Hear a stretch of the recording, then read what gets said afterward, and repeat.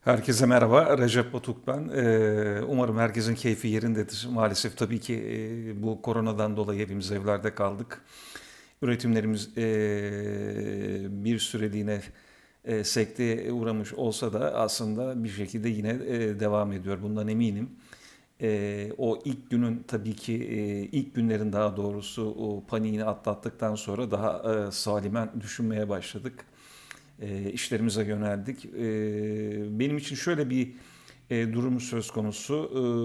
Benim ciddi derecede sokaktan beslendim söz konusu olduğu için böyle bir nahoş tabiri caizse sanatsal refleksimi etkileyen bir olay gerçekleşti diyelim. Fakat bir taraftan da alternatifimiz olmadığından dolayı bu süreci başka şeyler de yaparak geçirmeye başladım. O başka şeyler tabii ki yaptığım işlere de yansımaya başladı. En azından daha çok, daha yoğun biçimde kitap okumaya başladım. İleride yapacağım projelerle ilgili yeni mühendislikler geliştirmeye başladım. Onların mühendisliklerini dizayn etmeye başladım. Ve sevgili Genco'nun da bu projesine ayrıca tabii ki katılmaktan çok büyük bir mutluluk duydum. Umarım bu projeyle birlikte yine sanata dair çok güzel enerjiler oluşur.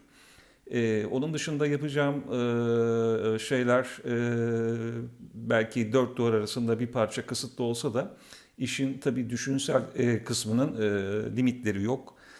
Bu konuda elimden geldiğince hızla ilerlemeye çalışıyorum bu günleri atlatmak için ve gelecek günler için.